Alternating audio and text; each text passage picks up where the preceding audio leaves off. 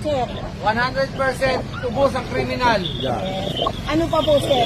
Yung pinakamagandang bagsak na katangian na nagawa ni dating Pangulong Lahat Duterte. ng kabutihan para sa mamamayang Pilipino ay sa katuparan ng mga Duterte. At hindi katulad ng isa dyan, bagyo lang, tatanong pa sa tauhan niya, anong gagawin? Duterte ako 100%. Sir, nakakatanggap na kayo ng ayuda galing sa gobyerno? Hindi naman kailangan ayuda.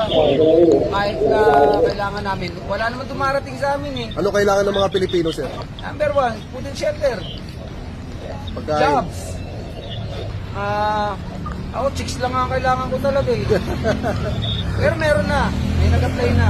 Meron na, sir. Pasado na siya. Sabi ko sa kanya, kung hindi rin lang Duterte ang iaboboto mo, bibreaking kita ora mismo. Sir, ano masasabi niyo sa mga droga ngayon? Lumaganap ba? Ang Lumala? dami. Yung nga sa amin sa Binyan Laguna, San Damakmak eh.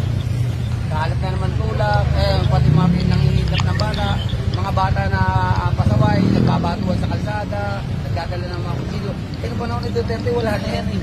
Walang matatapang, si Duterte lang ang matapang noon. Kasi kailangan talaga natin, leader with strong will, with iron hand, hindi weakling. Kasi